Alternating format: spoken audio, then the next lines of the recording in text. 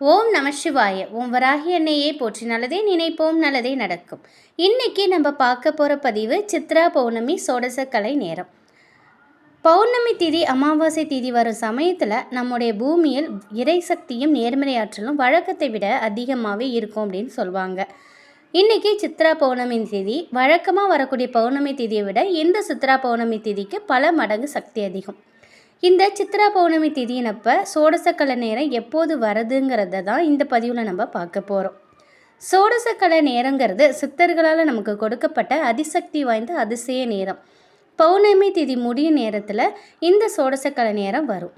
பஞ்சாங்கத்தில் சோடசக்கலை நேரம் 2 மணி நேரமாக நமக்கு சொல்லப்பட்டிருக்கு. இந்த 2 மணி நேரத்திற்குள்ள வெறும் 5 வினாடிகள் மட்டும் சோடசக்கலை நேரம் வரும். அந்த 5 வினாடி எப்போங்கிறது யாருக்குமே தெரியாது.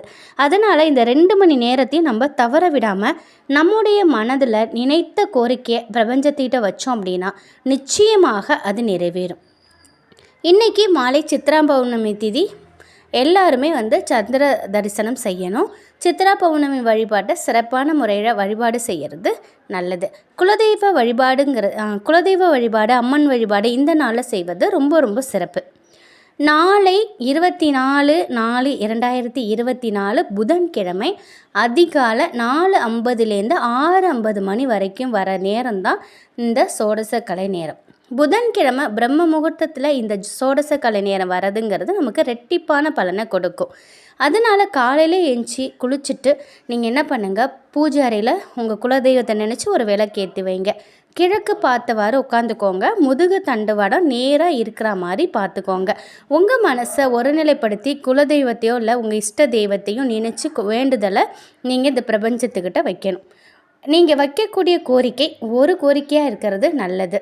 வீடு கட்டணும், நிறைய பணம் சம்பாதிக்கணும், பெரிய வேலை கிடைக்கணும், குடும்ப சந்தோஷமாக இருக்கணும், பிள்ளைக்கு நல்ல வேலை கிடைக்கணும், திருமணம் நடக்கணும், பிள்ளைகளுக்கு கல்யாணம் பண்ண அவங்களுக்கு குழந்தைகள் பிறக்கணும், கடன் தொல்லை நீங்கணும், இப்படி எந்த வரம் வேணாலும் வைக்கலாம். ஆனால் ஒரு வரம் மட்டும் வைங்க.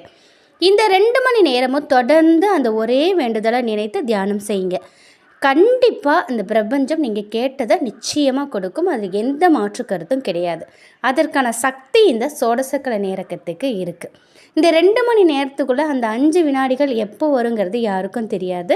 இந்த 2 மணி நேரத்தை நம்ம சரியாக பயன்படுத்திக்கிட்டோன்னா அந்த 5 வினாடியை நமக்கு சாதகமாக நம்ம மாற்றிக்கலாம். ஏழையாக பிறந்த நம்ம கடைசி வரைக்கும் ஏழையாக தான் வாழணும் அப்படின்னு நம்மளுக்கு தலையெழுத்து இருந்தால் கூட நிச்சயமாக அதை மாற்றக்கூடிய அதிசக்தி வாய்ந்த ஒரு நேரம் இதுக்கு இருக்குது. கண்டிப்பாக நம்மளும் வாழ்க்கையில் மிகப்பெரிய ஒரு உயரத்திற்கு போகணும் அப்படின்னு நினைக்கிற ஒவ்வொருத்தரும், வாழ்க்கையில் ஜெயிக்கணும்னு நினைக்கிறவங்க ஒவ்வொருத்தரும் இந்த சோடசக்கலை நேரத்தை பயன்படுத்திக்கிட்டோம் அப்படின்னாக்கா நிச்சயமாக நமக்கு மிகப்பெரிய அளவில் வெற்றி கிடைக்கும். நம்முடைய கோரிக்கை எதுவாக இருந்தாலும் பரவாயில்ல, அந்த ஒரு கோரிக்கையை இந்த ஒரு நேரத்தில் நம்ம வைக்கணும். அந்த ஒரு 5 வினாடி அது நமக்கு கண்டிப்பாக நமக்கு ஒரு மிகப்பெரிய ஒரு எதிர்காலத்தை கொடுக்கும். அதனால் மறக்காமல் இந்த நேரத்தில் நாளைய தினம் பண்ணுங்கள். புதன்கிழமை வருது, அதுவும் அதிகாலையிலே வர்றது சிறப்பு. 4:50லேருந்து 6:50 மணி வரைக்கும் தியான நிலையில் இருங்க. கண்டிப்பாக நீங்கள் நினைக்கிறது நடக்கும். ஒரு கோரிக்கையை மட்டும் வைங்க. இந்த ஒரு தகவல் உங்களுக்கு பயனுள்ளதாக இருக்கும் அப்படின்னு நம்புகிறேன். வராகி அன்னையின் அருளில் எப்பொழுதும் உங்கள் வீட்டில் செல்வ செழிப்பும் ஆரோக்கியமும் மகிழ்ச்சியும் நிலைத்திருக்கட்டும். நன்றி.